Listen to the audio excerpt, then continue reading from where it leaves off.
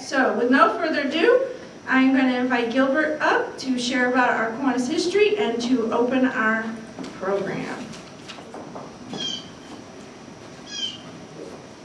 Hello everybody, and the first slide, when we left off last week in 1950, we're now in 1951, and this slide of course is a photo of the pier and the marina. And the next slide I'm going to show you is one that I found that is interesting because it does show the pier, marina, and identifying other information from some plans that the city is working on. And if you'll take a look at it closely, you will see that the marina and the pier are identified on there. This is just an aerial of the same year of 1951. And then you can see there that there's a building that's called Manatee Players. Riverfront Theater.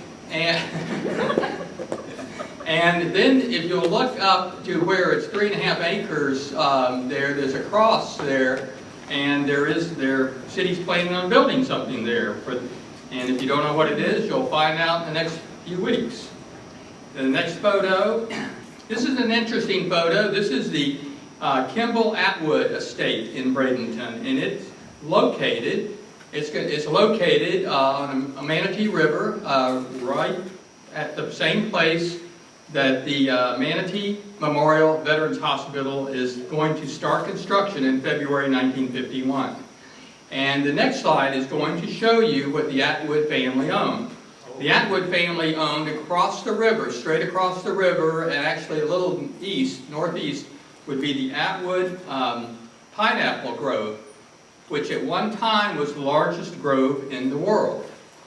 The next photo is a photo of Dewey Dye Jr., one of our members of our club. And he had already become a member after World War II, but now Korea is taking place, and he is called back to the Korean War. Other members of our club who also went back were Dick Briggs, Kay Rowlett, and Walter Talley. The next slide is Paul Davis, and this is his photo. He, in January 5th, 1951, he was sworn in at the Bradenton Country Club at the Ladies' Night and Installation Dinner as the 1951 president. And at this time, he was principal of Manatee County High School and had shown a leadership there. Now, he was born in 1898 in Clarksville, West Virginia, and raised in that community. And after the war, he went into, after graduating high school, he went into the war, World War I, and he'll be added to our veterans program as one of our members of Kiwanis who has served in a war, and that was World War I. He came back afterwards to the United States and graduated from West Virginia, Westland College in 1920, and went into business and printing. But he always wanted to be a teacher, so he moved to Bradenton in 1923, and he went to work at what was called Bradenton High School. And to supplement his income, he also went into real estate, which he sold for a while. But when the land boom was interrupted, everything, he returned to Virginia, and he went back to school at West Virginia University, graduating with his master's degree in education.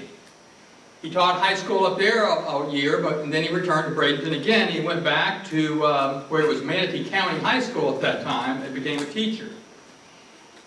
And he did so well because he had not only business, but he also had education background, and he moved up the ladder, of course, and became assistant principal and then the principal. And he was one of the teachers that really related to students and understood the structure. And for those of you that went to Manatee High School, like myself, you really appreciate and you understand that the Davis building was a building we all walked through every day at Manatee High School. He was called the innovator for many reasons. Believe it or not, he started what's called a study hall day, and Brett and I probably needed that now and then. Not for that reason, but other reasons. He actually brought in journalism to the school, and the winning Macahai newspaper, the student newspaper, was there. And he brought in the first language laboratory. He also worked on the student exchange program, which was a lot of fun. And one of the things he did was also hired a guy by the name of Wheeler Lee. You're going to hear about him a lot in the next few weeks, but he was a man that came down, became the head coach at Manatee High School, and I didn't even realize it at the time, Brett, that he was an award-winning football coach and led Manatee High School to many championships during his time in the 50s. After many, many years, I think it was 24 years or so, Paul became an administrator. He retired from teaching and went there, and he also became a leader in a number of different programs, such as the Head Start program. He also was one of the founders of Trinity United Methodist Church, and he also started a New England music camp here for 16 years, and he worked on Manatee County War on Poverty. And so he died when he was 89 years old in 1987. Now the next slide is an interesting slide, and it's appropriate we have this slide today since we have the Pittsburgh Pirate organization here. You'll see in the top of the photograph, almost in the center, there's a white roof. Well, that white roof is the roof of the Boys Club Gymnasium.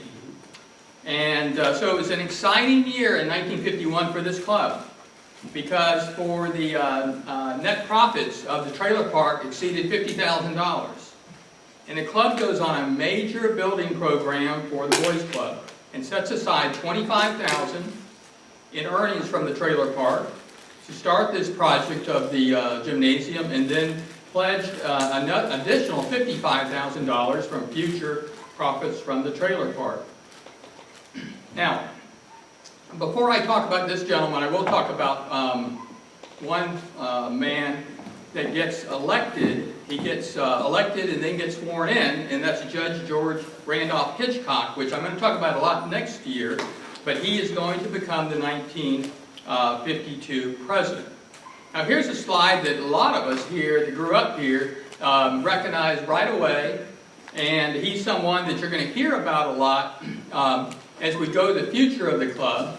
But he is such an important part of Bradenton's history and Manatee County's history, and that's Anthony Rossi. Now, Anthony Rossi was probably in his late 40s when he joined the club in 1951. He was one of the important people that we've had join 1951. Like I said, you're going to hear more about him.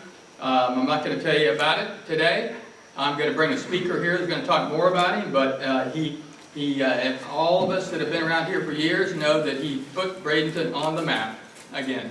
So with that, thank you very much. And I think, Janine, there was going to be someone that was going to introduce our speaker. Craig will. Okay, Craig's going to come on up. Good afternoon, everyone. Great to be here. Thanks for having us. We can't wait for baseball to be back here in Bradenton. In 2 short weeks, we'll be saying play ball at Lecon Park, so I'm really excited for that. In the spring training spirit, really excited and pleased to introduce Steve Blass. Steve has been a Pirate for life. I think it's over 60 years, who will tell you all about the history as a player, World Series champion, and then later as a broadcaster. And most importantly, Steve's just really a great person and a great storyteller. So I'm really excited to introduce Steve. Thanks, Steve. Well, Frank, thank you very much. That's the first time I've been introduced in the last 3 years without getting booed. So it's been a bit of a challenge for all of baseball and the Pirates in particular the last few years. To give an example, last year during the course of that shortened season up in Pittsburgh, I went into a grocery store, and where you went in, you go into the produce area, and I went in, I was walking through, and this older lady came up to me and said, "The Pirates stink and it's your fault." I said, "Lady, I'm just here for the kumquats. You know, come, just give me a break. We're doing the best we can." So it has been a bit of an issue. Now, I know we have some time constraints. I will be prudent about that. But just let me say this. As Elizabeth Taylor told each one of her 8 husbands, don't worry, I won't keep you long. We're going to be okay. We're going to be okay. Some housekeeping. I did bring with me some of these cards that I give out for autographs. The reality is that there is a fee, it's $5. That's the most I can pay you to take one.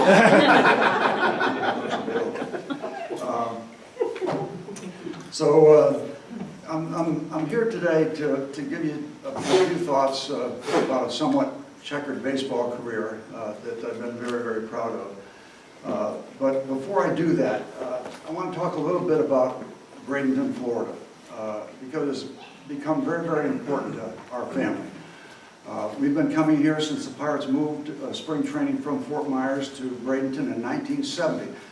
We were delighted because we didn't have to spend as much time on Route 41 coming up from Fort Myers to everywhere, so we were kind of more centrally located. But it's been great. We rented out on the island for probably 42 years, and they weren't going to trick us anymore. We finally bought a place.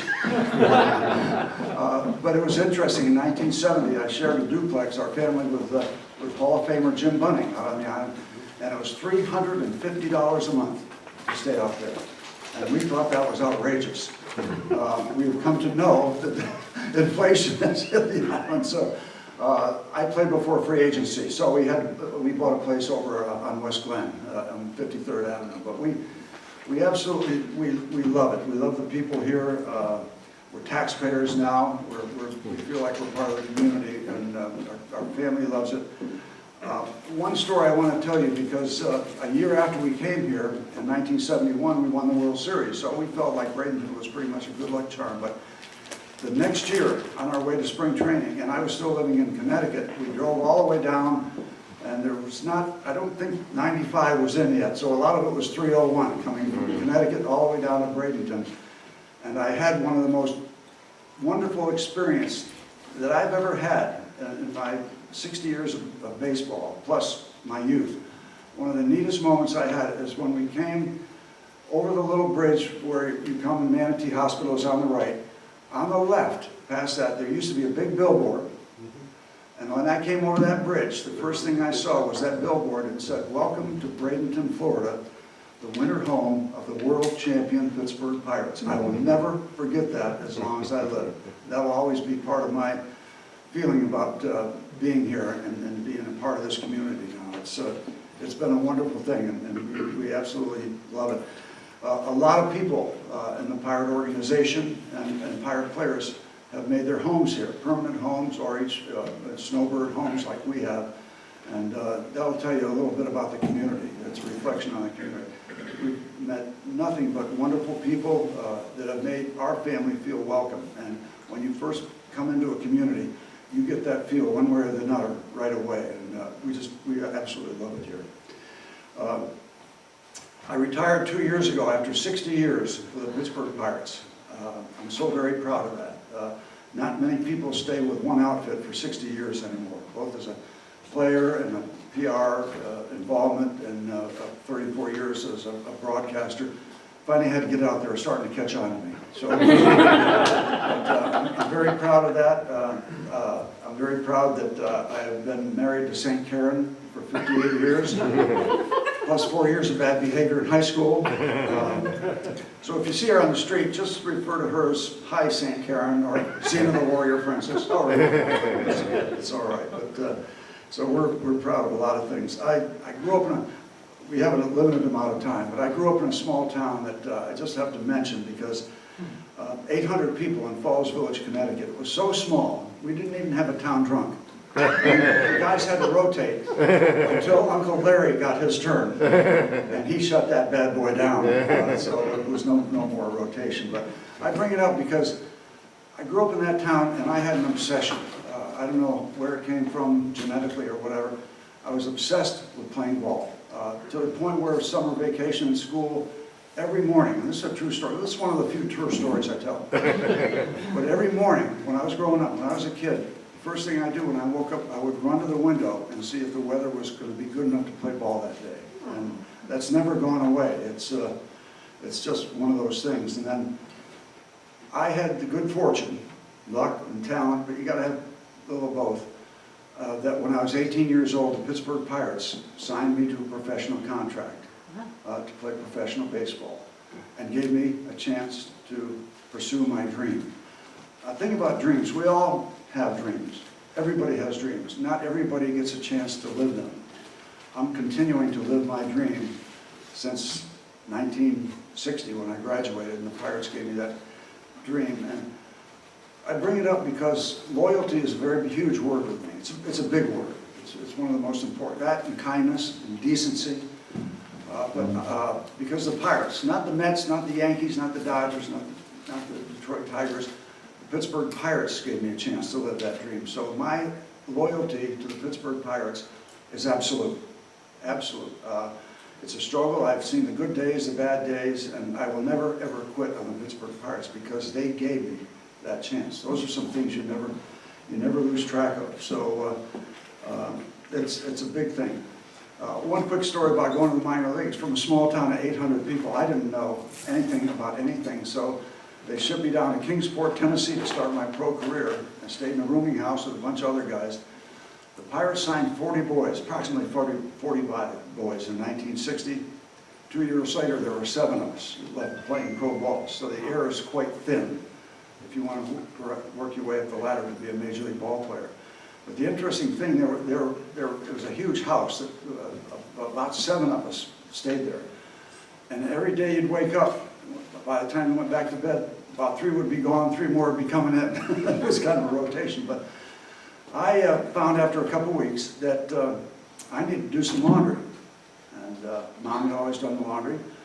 And I had some underwear and some socks, and so I went down to the laundromat. And I had about 12 items, some underwear, 6 pair of socks. So I threw everything in the thing, and then I looked up on the wall, and there's this machine, dispensing machine. It says soap. So okay, I said, well, okay, I got 12 items here. So I got 12 of those little boxes. Now it's showtime. I put the soap in, it started bubbling over, I ran away. And as God is my judge, for the rest of that time I was there in Kingsport, Tennessee, I had this little brown box with straps around it that I would send my laundry back to Falls Village, Connecticut. My mother would do it and she would mail it back until the last batch I sent was in August, and she decided to send down some chocolate chip cookies that she had made in my new clean laundry. That was not a good thing to open up when I got back down to a southern city. So I started doing laundry myself. But I've got to tell you about the call to the big leagues. Every professional athlete that makes it, football, basketball, hockey, baseball, they know when they get the call because that's part of the dream. That's what you're dreaming of. That's what you're living for.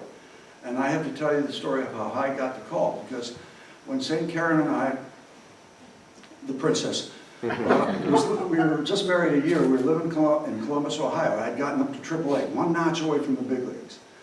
A little 1-room apartment, didn't have much money, so we're on a road trip, the Columbus Jets, to Rochester, Buffalo, and Syracuse. And a long trip on the bus, and it's a grinding, almost a 2-week trip. We finish up in Syracuse. Day-night doubleheader, twilight doubleheader. Last game of the series, we're going to take a bus back to Columbus after that. So I wound up pitching the second game. We get through about 12:30, 1 o'clock, we shower, we get back on the bus. Everybody's exhausted from the trip. I don't know how many hours it is from Syracuse to Columbus, but it's long. And I couldn't sleep on a bus. So we get back to our little apartment, 6 o'clock in the morning. I go right to bed. At 10 o'clock in the apartment, the phone rings. Karen picks up and says, hello, and this gentleman said, I'd like to talk to Steve. And she said, well, he's had a long night, he's sleeping, I'm not going to wake him up. I really need to talk to Steve. She said, listen, mister, my husband is a professional athlete. He's coming from Syracuse, New York. It's been a long trip, it's a long time. He needs his rest. He's a prospect in a pirate organization, and I'm not going to wake him up. He said, young lady, my name is Joe L. Brown. I'm the general manager of the Pittsburgh Pirates, and we would like to have Steve come up and pitch for us.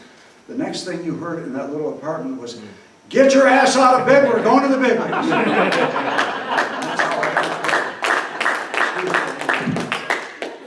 But that's a true story too, and I got out of bed and we went to the big leagues.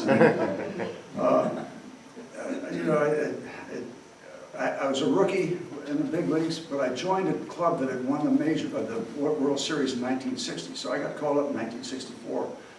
And you know, you talk about hazing or playing tricks on you because you're naive. Well, this bunch that I joined, you know, they had some interesting things, but they were a veteran group. And those guys, like the Face and Law and Mazeroski and Bob Friend and Roberto Clemente. They helped me go from being a ball player to a major leaguer. And that's a big thing. There's a lot of ball players. But to be a major leaguer in your city, to be a part of organizations like Kiwanis that does all kind of good things, not only for children, but all around the community. Be responsible, be involved, how to conduct yourself with the media, how to be a professional, how to do the right charity things in your town. There's a lot of responsibilities, and those guys helped me go from being a ball player to a major leaguer. I'll never forget that. But they did have their moments, like when I finally dared to go up and talk to Roberto Clemente. And it took a while, because we had Clemente up on this platform, up on this higher level, as he deserved to be. So finally I won a couple of games. I'm over in the clubhouse, and I said, well, I'm going to go over and let Roberto know what the deal is here. So I walked over and I said, hey, Roberto, here's the deal. You know, if I ever get traded, I'm going to pitch you inside, because every National League pitcher pitches you away, and you hit 350 every year. He said, Blass, I'm going to tell you one thing. You pitch me inside, I will hit the ball to Harrisburg. I go, okay, good talk. I slunk back to my locker, and that was a life lesson. Sorry. It accidentally got you. I can't hear you on Zoom. Oh, that might be a good thing. There you go. Sorry about that. The only thing I really know about Zoom is that Aretha Franklin had a song out one time, Who's Zooming Who? Which is, I guess, another story.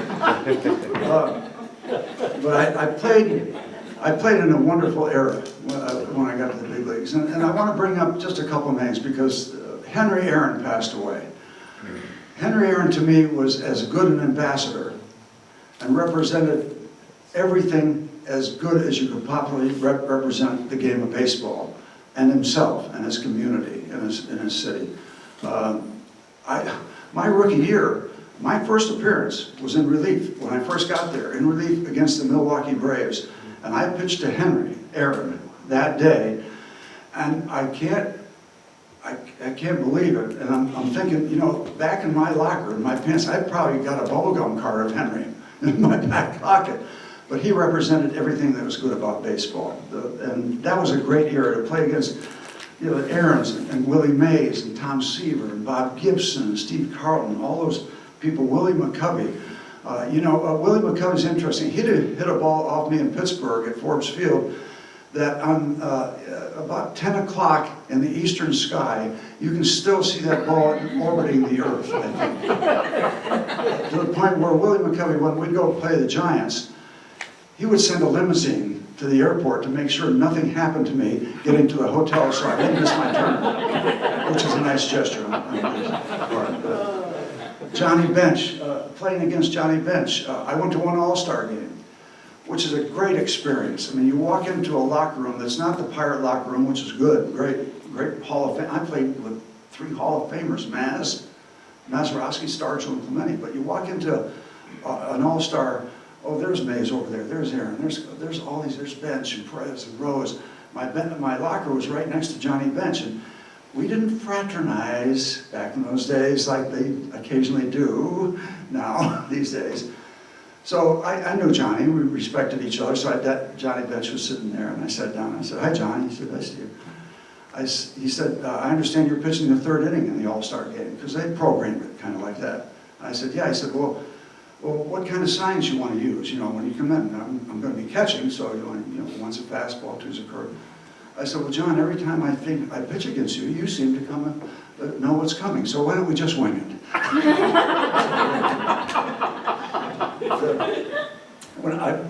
got to tell you one more story, now I'm going to get to the World Series, because that's my favorite subject. But Casey Stengel was still a big name around. You know, he managed the Yankees, all those world championships and Hall of Fame, one of the great managers, and he retired. But then Casey came out of retirement because the Mets came into existence, and the Mets, for whatever reason, wanted, you know, Casey's name to help him get off the blocks and out of the gate. So they hired Casey to manage their first team, the 1962 Mets. That was their first year of existence. And they are also the worst team in Major League history. They won, I think, 20 and lost 142. Or it was a terrible, the worst record in the history. And Casey was the manager. They also had the worst player in the history of Major League Baseball, Marvelous Marv Throneberry. We used to call him Marvelous Marv, and he was awful. He was awful, but he was on that team. And in July of that miserable, horrible season, they looked up on the dugout in the middle of the game, and there was Marv on first base. Nobody knew how he got there. He'd never been there all year. But there's Marv on first base.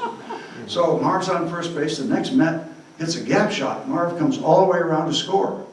Great.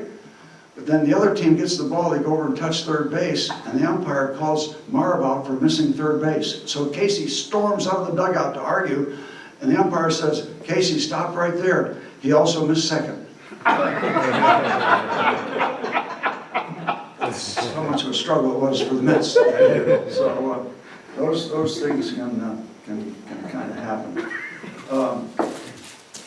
But I want to tell you, because I've got 8,000 stories, but I want to talk about the World Series, because that's part of the dream. And I had a chance to be on a team that won the World Series. And you know, they get fabulous checks now.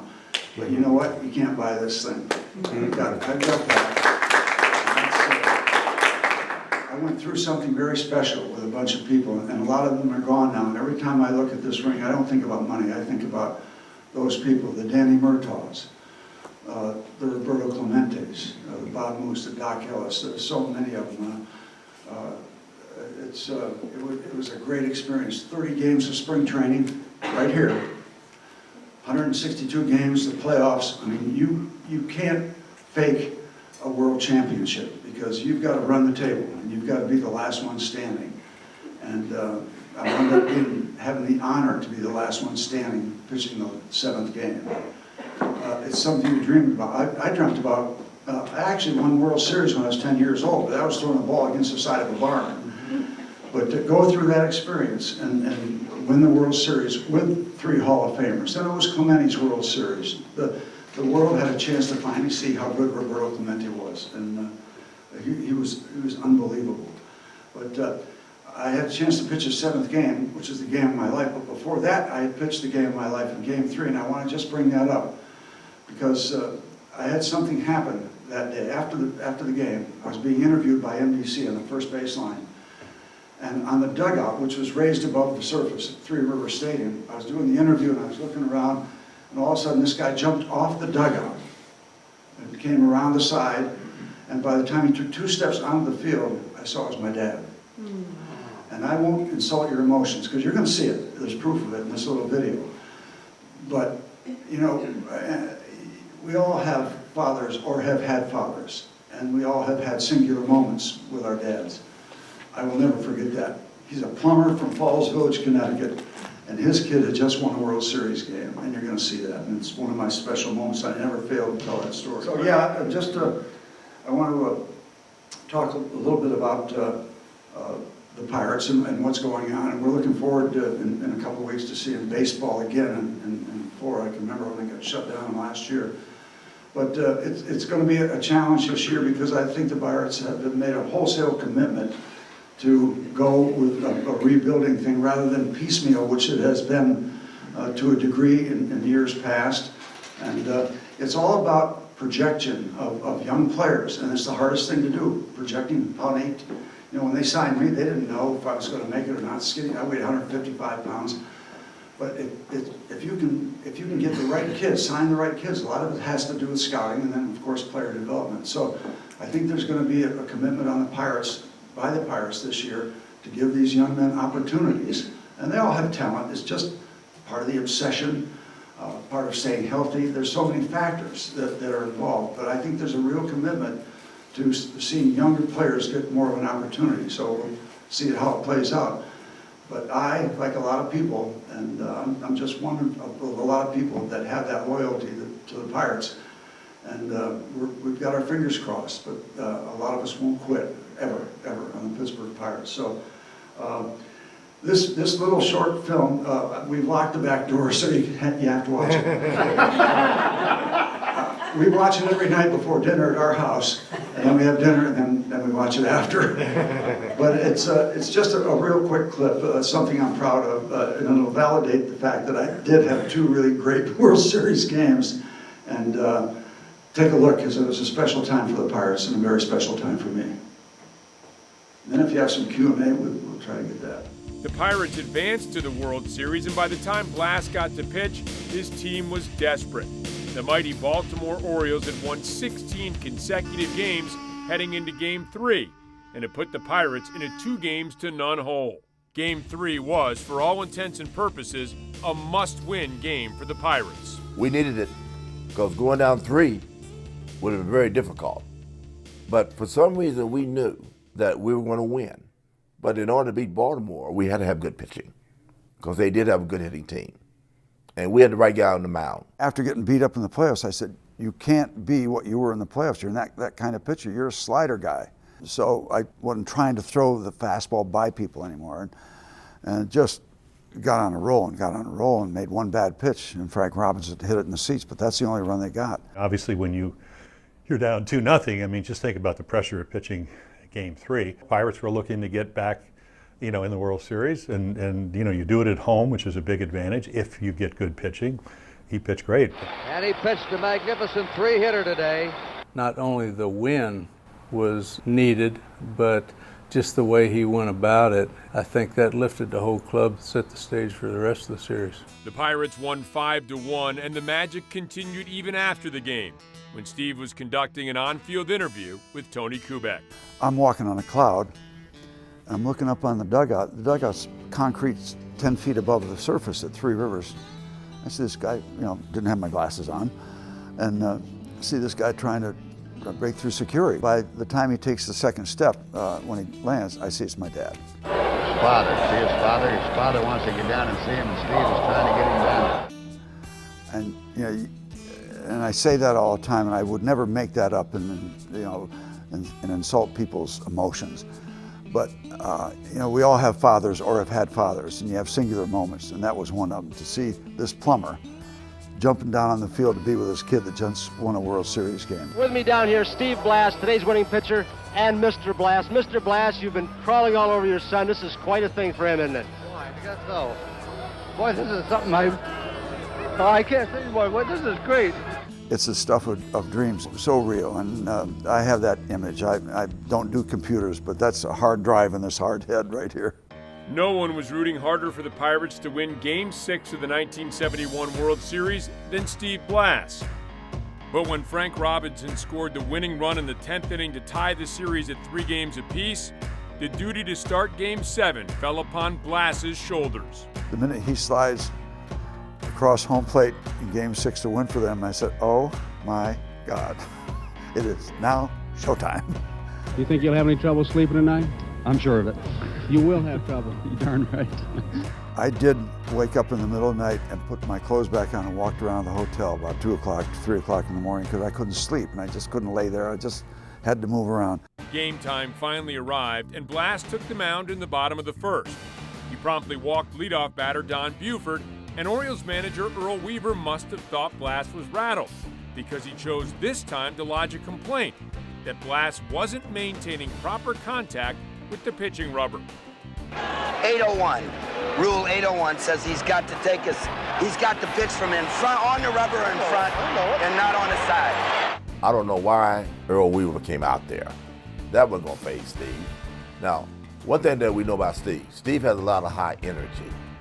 And he could have been a little nervous at the beginning, which is common. But I think once Earl Weaver came out there, it calmed Steve down and gave him more ammunition now to beat Baltimore. After a lengthy delay, which showed no violation of Rule 801, Blass got out of the rest of the inning, then settled in to pitch a magnificent game. Here's Steve Blass out there, pitching one of the best World Series games that I've ever seen, period. He was nails that whole game, and that was a tight game the whole way. There was never any breathing room. And obviously a good offensive club, Baltimore, and he just did a masterful job. I was so locked in. I was 3 pitches ahead of myself in the 5th inning. I want to do this and this to get to that, and that's where you want to be. The Pirates led 2-1 going into the top of the 9th inning.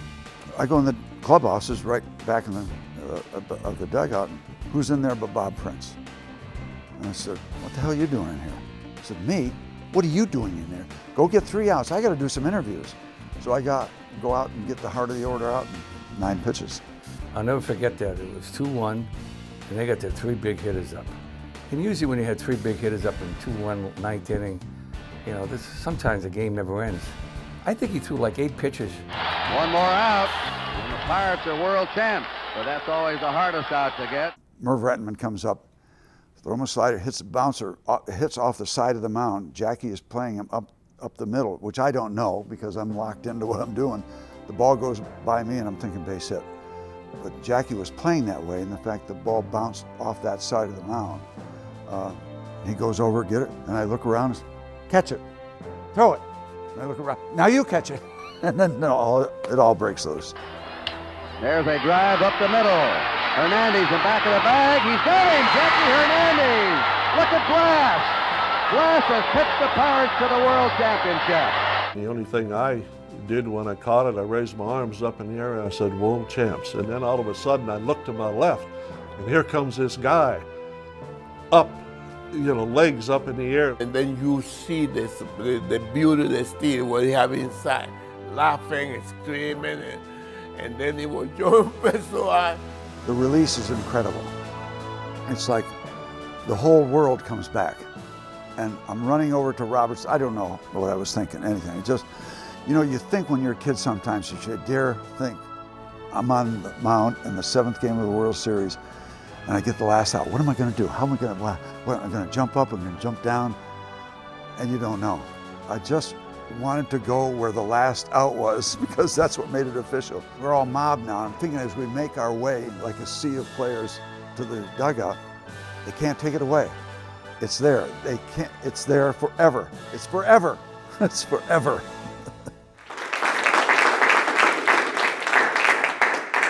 It's still fun. It's still fun to see it. It's joy. I have an 8x10 of it. I have an 8x10 of this picture because nobody believed I can jump that high. But, I'd like to raffle it off. Now, without blurting it out, if you know the answer to this question, you own this picture. What was my uniform number? If you can raise your hand. Yes. 28. Okay. I'm glad. I'll get it. Okay, you get it. Yeah, I've only got a few thousand left. So.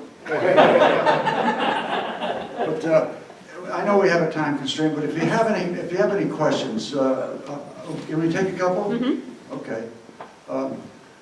So Steve, you talked a lot about Roberto Clemente, and you know I told you I was sitting here. I was still in elementary school back then, but Roberto seemed to be a really good ball player, but it goes beyond what you were saying about the community, and now we know how he died. And what was it like playing, you know, a little more in depth into playing with Roberto? Yeah, Clemente was, it was fascinating to watch him because we all had to be good to be Major League ball players. He played at a different level, and his presence, I mean, he had a presence when he was kneeling in the on-deck circle, but the grace with which he played the outfield and the way he ran the base, he galloped like a pony, but he always got there in time. But you couldn't take your eyes off him. He had the ability to turn a 10-year Major League veteran into a 10-year-old kid because you wanted to see everything he did. It was just fascinating to watch. Watch him as the way he carried himself through an airport, the way he dressed, never sloppy. He never, you know, we were getting uniforms, so we wore, you know, t-shirt and shorts to the ballpark, and then you got your uniform. You always had a suit on, most of the time.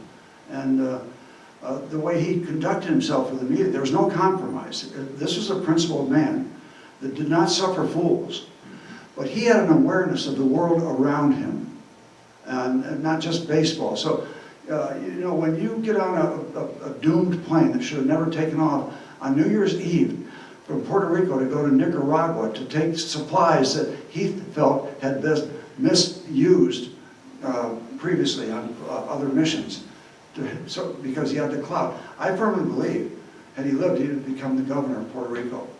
He had the intelligence, and I had an honor that I never wanted to have at that particular time of doing the eulogy in the church in Puerto Rico. I don't know how I ever got through it, but it's an honor I wish I had had 30 years later.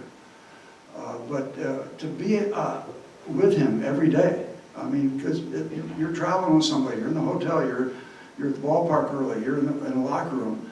What an honor. As I get older, I try to put pieces together. I'm from Falls Village, Connecticut, 800 people. Not one black person, not one Latino person. I wind up spending 10 years with a guy from Puerto Rico who became an icon, not only in baseball, but in humanitarian projects and awareness and recognition. How lucky I was. How lucky I was to do that. He was fascinating to watch, absolutely fascinating. Thank you, sir. Do you have any other questions? Yes, I'm sorry, you were going to ask me if I ever hit a home run. Thank you. Yes, thank you for that. I did hit one home run. It was on September 5th, 1969. I don't remember much about it, but it was at Wrigley Field against Kenny Holzman. The temperature is 78 degrees. Winds out of the southwest at 5 miles an hour, humidity 45%. There were 18,412 people in the stands that day and 2 men on base. I did hit it just barely over the wall. But the rest is kind of vague. That's all I really remember about it. Thank you so much for asking. Let me just say one thing in conclusion, and I want to make this point because people have a tendency to look at athletes and refer to them as heroes. Well, we as athletes have a chance to have heroes too. Mine come in 3 categories. People who teach, people who heal, and people who give of themselves and their time and their resources to help other people. Those are my heroes. So just to make it quite simple, I consider myself to be in a room of heroes today. So thank you so much for what you do. And good luck in 2 years when you have your 100th anniversary. I did a little research. 1915 in Detroit, Michigan. That's a long time ago. 100 years, 98 years now, soon to be 100. Tell me how fast 2 years goes at my age of 78. But thanks so much for letting me spend a little time with you this afternoon.